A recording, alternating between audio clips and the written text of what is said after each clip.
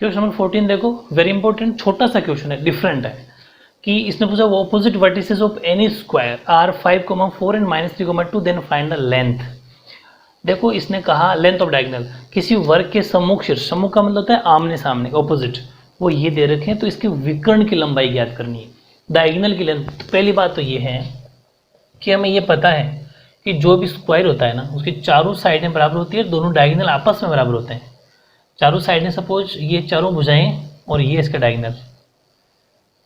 लेकिन इसने कहा कि ऑपोजिट, सपोज अपन इसको कुछ नाम देते हैं, चलो ABCD नाम दिया, तो इसने कहा कि कोई दो ऑपोजिट आमने सामने की, तो सपोज अपने ये मान लेते हैं, B दे रखा है सपोज 5,-4, कोई सा भी मान लो, और ये -3,2, ये दो हमें दे रखे हैं। ऑपोजिट का मतलब होता है आमने सामने के, ये दोनों दे रखे हैं। तो आपको ये बताना है कि जो डायगोनल बना इससे, जो ये विकर्ण बना वर्ग का, उसकी लेंथ क्या होगी। देखो लेंथ का मतलब लंबाई, लंबाई का मतलब डिस्टेंस, एक ही बात है। डिस्टेंस का मतलब दूरी। तो हमेशा जब भी लेंथ निकालनी हो, डिस्टेंस या दूरी निकालनी हो, तो हम कौन सा फॉर्मूला लगाते हैं, डिस्टेंस फॉर्मूला। तो अपन इससे डिस्टेंस फॉर्मूला लगा के इसकी लेंथ या डिस्टेंस निकालेंगे। तो सबसे पहले अपन ये मान के चलेंगे कि let A, B, C and D are the, थोड़ा स्टेटमेंट तो लिखना पड़ेगा, वर्टिसेस ऑफ ए स्क्वायर। ठीक है, माना ABC व D किसी वर्ग के शीर्ष हैं, शीर्ष मतलब वर्टिसेस है, ठीक है, उनमें से B और D हमारे पास ये है। तो हमें निकालना है डायगोनल की लेंथ। ठीक है, तो लेंथ बोल दो चाहे डिस्टेंस बोल दो, लेंथ ऑफ ए डायगोनल, ठीक है, यानी कि विकर्ण की लंबाई। लंबाई या दूरी एक ही बात है, वो हमें निकालनी है। तो विकर्ण मान के चल रहे हैं BD, ठीक है, और वो निकालेंगे अपन डिस्टेंस फॉर्मूले से, यानी कि x1 - x2 का स्क्वायर प्लस y2 - y1 का स्क्वायर। अब आप ये सोच रहे होंगे कि हमारे पास x1 x2 y1 y2 है कितना, तो आप चाहो तो यहाँ लिख दो, स्टार्टिंग में लिख दो, कहीं पर भी लिख दो। x1 अपने पास -3 है, x2 अपने पास 5 है, y1 अपने पास 2 है और y2 अपने पास -4 है। ये x1 x2 y1 y2 अपने पास है, ठीक है। तो डायगोनल BD बराबर, यानी कि विकर्ण BD की लंबाई, x2 पर रख लेंगे 5 माइनस, फिर -3, बिकॉज खुद 3 माइनस का और है, ध्यान रखना इस चीज़ का। y2 -4, फिर y1 कितना है 2 का स्क्वायर, ठीक है।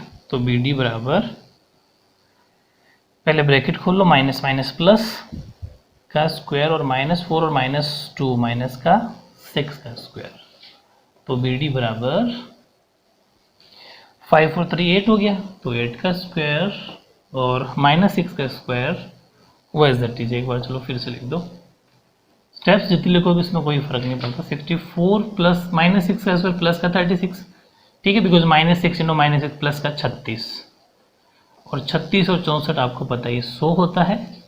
तो BD की 100 का आपको मतलब है 10 यूनिट BD की लेंथ हो गई। इसका मतलब जो उसने डायगोनल की लंबाई पूछी थी वो 10 सेंटीमीटर, हालांकि सेंटीमीटर में नहीं दे रखी, तो 10 यूनिट मान के चलेंगे। तो ये था आपका क्वेश्चन नंबर 40। क्वेश्चन नंबर 15 देखो, ये फिर डिफरेंट क्वेश्चन है, ये मिड पॉइंट थ्योरम जैसा है, मतलब मिड पॉइंट से होगा, ये मिड पॉइंट फॉर्मूले से।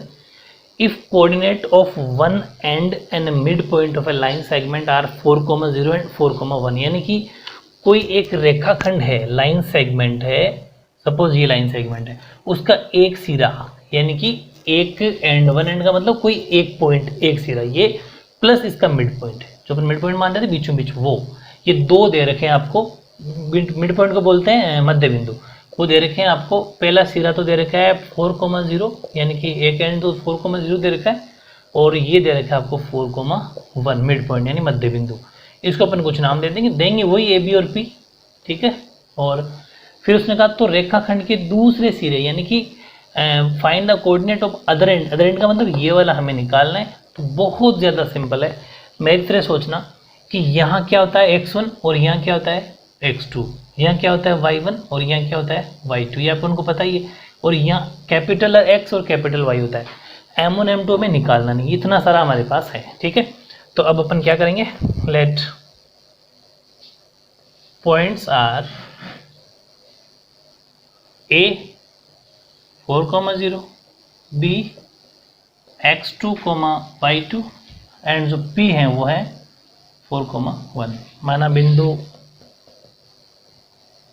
A तो है वो 4,0 है, B है x2, y2, ठीक है, तथा P है 4,1। इतनी सारी बातें हम लिख लेंगे।